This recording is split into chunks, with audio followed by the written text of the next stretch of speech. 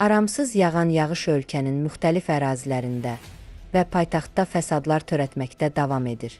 Yağışlardan sonra paytaxtın küçə və prospektlərinin asfalt örtüyündə yaranan çuxur və çökmələr sürücülərə ciddi problem yaradıb. Belə təhlükəli çuxurlardan biri də Heydər Əliyev prospektinin köməkçi yolunda, Bağırov körpüsünün alt hissəsində və Kövkəv Səfərəliyeva küçəsində yaranıb. Sürücülərin sözlərinə görə çuxura düşən avtomobillərin bəzilərinin təkəri partlayır. Maşınının təkərinin partladığını və ciddi ziyan dəydiyini deyən sürücü aidiyyəti qurumları problemi həll etməyə çağırıb.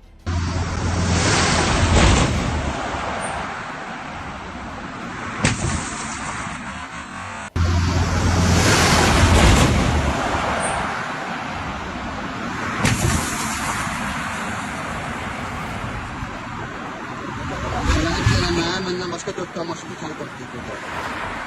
Nərmanov, Bağırov körpüsünün altı.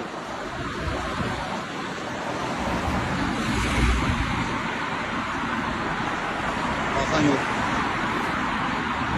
Daha maşın. Baxın. İski dəyildi. Özellik prospekti köməkçi yox.